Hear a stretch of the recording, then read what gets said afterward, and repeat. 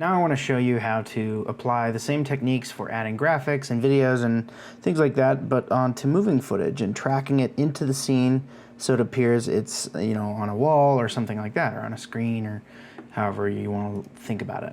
So I'm going to create a new composition here. This shot is of me just walking through this factory here. It's a nice slow walk. This obviously isn't playing back at real time, but you get the idea.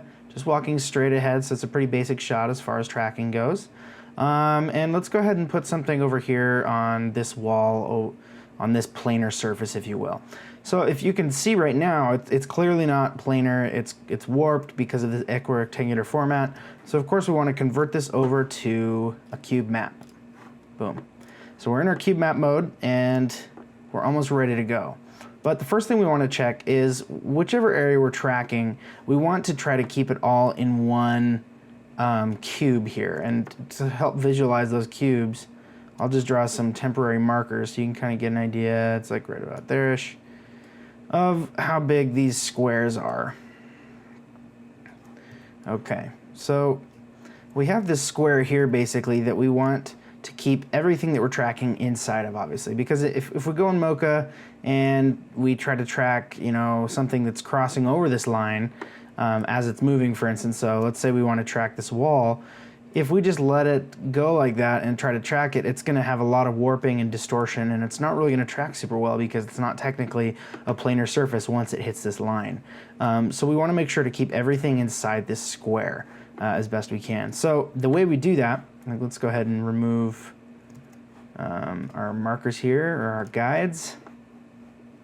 And the way we do that is we can come up to reorient camera view and add a keyframe on the pan axis. So basically what we're going to be doing is animating this, panning on the camera, so that we can basically keep the portions we want to track inside one of the squares at all times. So I'm going to go ahead and hit U on my keyboard there to bring up the keyframes for this so you can see them easier. And we're going to go ahead and create one there, obviously at our frame 0, frame 1.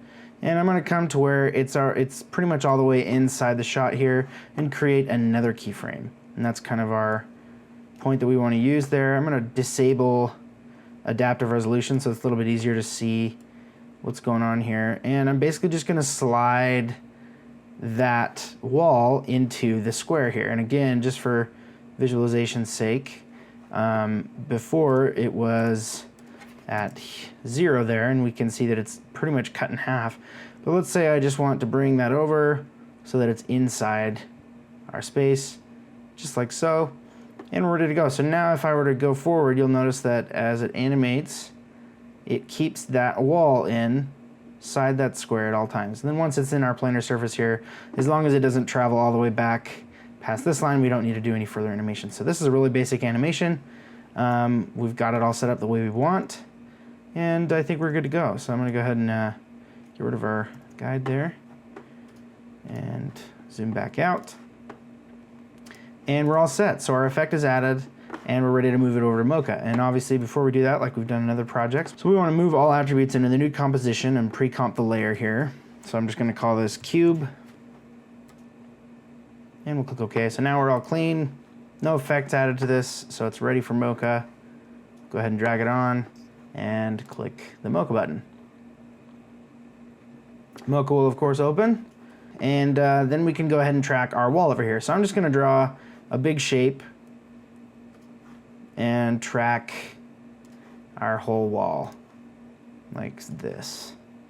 And I'm going to use another technique that we've done in our remove tutorials so that I can draw a big shape like this, but then I'm going to unlink the layer, or basically link it to none, so unlink it entirely, so that it kind of just floats there and tracks whatever travels underneath it. So it's not going to try to go with the wall, and then I won't have to re-keyframe everything. And this way I'm getting a ton of information for a super accurate track, but I don't need to do any of the keyframing and babysitting as it's tracking forward. So I'll name this here, call this right wall track, something like that. And again, make sure your link to track is on none. And just to jump the gun a little bit here, I'm going to add our surface, or enable our surface button there, and line it up with one of these windows so that we get a good surface built in here. And this is where, roughly, where it's going to be. So maybe instead of it right on the window, I want it to be more kind of centered on that wall there. So once I basically get my coordinates, if you will, for what that planar surface looks like, I can actually edit it and drag out the sides just like this and kind of adjust where that center point is, this little plus sign. So we'll go ahead and we can make this just a tad smaller so it's not obnoxious. That looks good. So I'm pretty happy with that. I think we could probably bring it, oh no, we should keep it like right about there. That's looking accurate to me. And then right there. Perfect. So now we have our planar surface and our track and our grid here enabled so we can see what our track is doing. Now let's go ahead and set up our track. We'll turn on perspective, of course, since there is perspective in this shot. And I'm going to ramp these minimum percentage of pixels used up to 90% just to make sure we get as much data as possible so we get a nice accurate track. And we're at the beginning of our comp or our timeline here, so I'm going to go ahead and hit track forwards. And again, you'll notice that our X-spline basically stays exactly where it was, but it is tracking all that perspective data, all that planar surface data from this wall and applying it to our surface layer here. So you can see that our planar surface and the grid is reacting in real time here with the wall as it tracks forward. So as it's tracking forward, I'm also going to just fix that there so it doesn't you know, veer off and get inaccurate tracking stuff. So it's really easy just to fix those every 20 or so frames. Again, we'll pause it real quick and pull these down, make sure they're not leaking over into that seam there, that transition to another planar surface. Because if we do, we'll get some distortion. And things are still looking good. Our plus sign here is right in the middle of that wall, just how we set it up. So that's a good sign that our track is working accurately. And I'm going to go ahead and stop it one more time and adjust that and that and that. Okay. And then we'll just let it finish up the track here, and I'll speed this up so you don't need to watch it crawl by. Okay, our track is done, and we're ready to use this information. So we'll go ahead and watch through this again just to make sure that we're getting a solid track, and it looks like we are. I like to keep my eye on the purple grid here, and it is locked on very, very well to our surface. And it's okay if our planar surface goes over this this transition to the next planar surface, because really we're going to be focusing on this wall here. Okay, so it looks good. We can come back to the beginning here. And before I go back into After Effects to start doing some compositing, I'm going to set up a few things here in Mocha. So I'm going to come over to the Insert tab, and there's this cool new feature that is available in the plugin version of Mocha Pro right now that allows you to basically choose Insert Clip. And in the standalone version before, you would choose Import, and you'd import the clip itself into Mocha, and you do all your compositing inside of Mocha. But now there's this new option called Insert Layer. And if you choose that, what that does is it allows you to then go back into After Effects and choose a layer inside of your composition to act as your input, insert clip, if you will. So I'm going to go ahead and hit Save now, making sure that Insert Layer is enabled. And we'll come up to our project. And this is the video I'm going to use. It's just the little intro video there to the 360 Video Academy. So I'm going to drag it underneath our layer here, and we can even hide it. We don't need to worry about it. And then what I'm going to do is select Cube, come up to my Effect Controls, choose Module Renders, make sure Insert Composite is selected. It should be by default. And then we can also choose our Insert Layer now that this is enabled. And we'll choose our logo there and click Render. Okay, so now if we come back in later to our comp, we'll see that it is rendered and pasted on the wall there, right where we wanted it to. You'll notice though that it does look a little bit warped, and that's because we need to go back into Mocha now that we've determined the layer. Just open this up one more time. So you'll want to come into Mocha, make sure that the right wall track is selected, click on over to the Insert tab here, and choose Fit Surface to ROI, like so. Hit Save, and when you come back out, you'll notice that it is now circular. It looks good. and we're set. We're all ready to go. So another thing we can do, of course, as well is kind of move this around a little bit if we want. So we'll also do that inside of Mocha. So you can basically come into Mocha here and do any fine tweaks that you'd like. You can transform it, move the position around. Again, you need to make sure you're selected there. So I'm just going to, you can move it around like this and kind of get a preview of where your new area is going to be. So if you want to, we'll zoom in a little bit better here.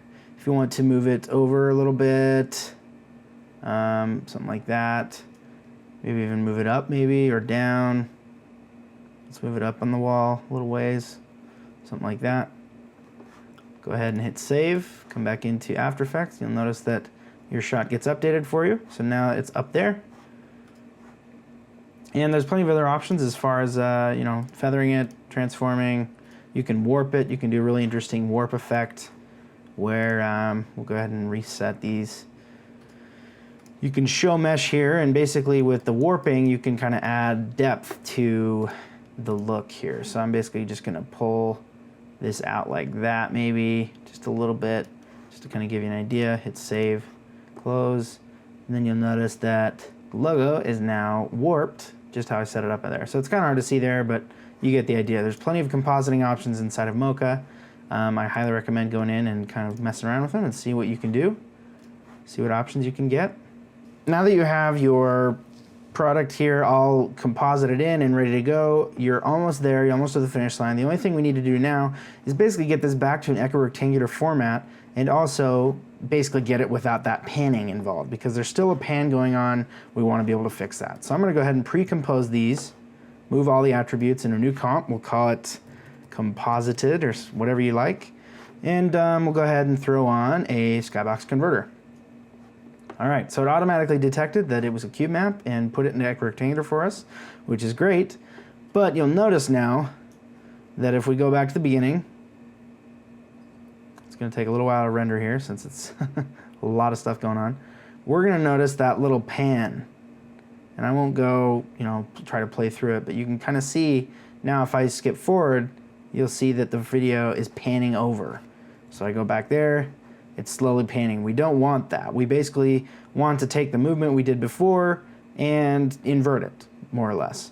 So once you have your converter applied, you can actually come back in, dial down into your first shot here, your first metal Skybox Converter, copy it to the clipboard, and come back to the top layer here, and go ahead and just paste it right over top of your other Skybox Converter. And it'll kind of look all ski-wampus for a sec. It's just because these got reversed, so you just need to change this back to cube map and equirectangular, like that.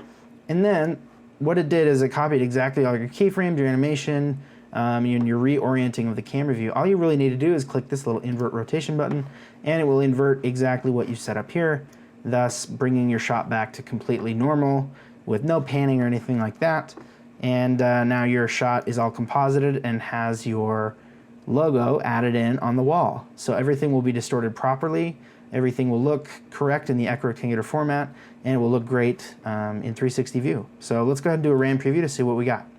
All right, now that our RAM preview is done here, you can see it's perfectly tracked to that wall, and it stays, it keeps all the distortion that is needed to really make it work. And yeah, it looks great. And this will work for text, it'll work for video, it'll work with pretty much anything you can throw at it. Mocha is a really powerful program and allows you to do a lot of cool things, especially with 360 video.